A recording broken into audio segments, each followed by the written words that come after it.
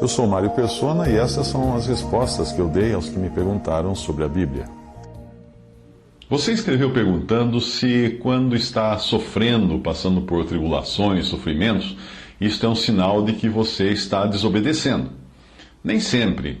Evidentemente, Deus disciplina seus filhos porque Ele ama seus filhos, mas Ele pode muito bem usar das tribulações, dos sofrimentos, para o nosso aprendizado ou até das pessoas que nos cercam, independente do modo como estamos andando. Muitos servos fiéis de Deus sofrem doenças, pobreza, rejeição, perseguição, porque Deus permite assim, como aconteceu com Jó, porque Ele quer ensinar algo a eles, ou a outros até, como nós aprendemos também do sofrimento de Jó, em relação ao que foi ensinado aos seus amigos também, além de Jó. Talvez você esteja frequentando uma dessas igrejas cujos pastores dizem que coisas ruins só acontecem com quem anda em desobediência a Deus. E por isso não está entendendo como coisas ruins, como a enfermidade da sua esposa, a falta de dinheiro, estejam acontecendo com você, que procura fazer tudo direito. O problema está no ensino desses pregadores, que estão mais para lobos do que para pastores de rebanho. Um ensino que não tem respaldo nas Escrituras é às vezes ministrado deliberadamente para manter os seus membros presos pelo medo, seus seguidores presos pelo medo. Alguns ameaçam os membros dessas igrejas com maldições e até com a perda da salvação, o que é impossível de ocorrer, caso esses membros das suas igrejas decidam andar levianamente ou até venham abandonar aquela instituição. Embora pessoas desobedientes possam, às vezes, sentir a mão do Senhor pesar sobre elas como forma de disciplina, isso não é uma regra. Se fosse assim, os ímpios não prosperariam neste mundo, mas o fato é que muitos deles prosperam e vivem até melhor do que muitos cristãos que padecem doenças, necessidades, falta de dinheiro, dificuldades. Jeremias 12, de 1 a 2, diz que o justo serias, ó Senhor, ainda que eu entrasse contigo num pleito. Contudo falarei contigo dos teus juízos, porque prospera o caminho dos ímpios e vivem em paz todos os que procedem aleivosamente. Plantaste-os e eles se arraigaram, crescem, dão também fruto. Chegado estás à sua boca, porém longe dos seus rins.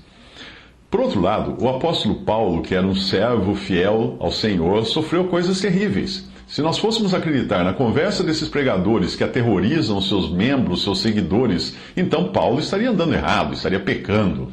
2 Coríntios 1, de 7 a 8, diz que a nossa esperança acerca de vós é firme, sabendo que, como sois participantes das aflições, assim o sereis também da consolação.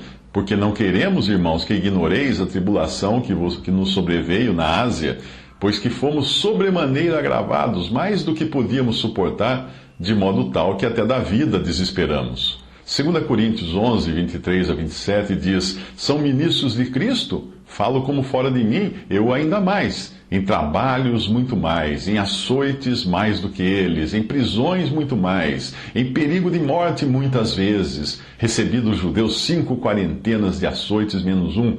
3 vezes fui açoitado com varas. 1 vez fui apedrejado. 3 vezes sofri naufrágio. 1 noite e 1 dia passei no abismo. Em viagens, muitas vezes, em perigos de rios, em perigos de salteadores, em perigos da minha nação, em perigos dos gentios, em perigos da cidade, em perigos no deserto, em perigos no mar, em perigos entre os falsos irmãos, em trabalhos e fadiga, em vigílias, muitas vezes, em fome e sede, em jejum, muitas vezes, em frio e nudez. Isso é Paulo, a vida de Paulo era assim, então vamos concluir que Paulo andou sempre errado, porque ele sofreu mais do que muita gente. Apocalipse 2, de 9 a 10, conheço as tuas obras e tribulação e pobreza, aqui o Senhor falando, né? Mas tu és rico. E a blasfêmia dos que se dizem judeus e não o são, mas são a sinagoga de Satanás. Nada temais das coisas que hás de padecer. Eis que o diabo lançará alguns de vós na prisão, mas para que sejais tentados, e tereis uma tribulação de 10 dias. Sê fiel até a morte, e dar-te-ei a coroa da vida. Aqui mostrando que também nós podemos sofrer quando Deus permite que o inimigo coloque a sua mão em nós, como aconteceu no caso da vida de Jó.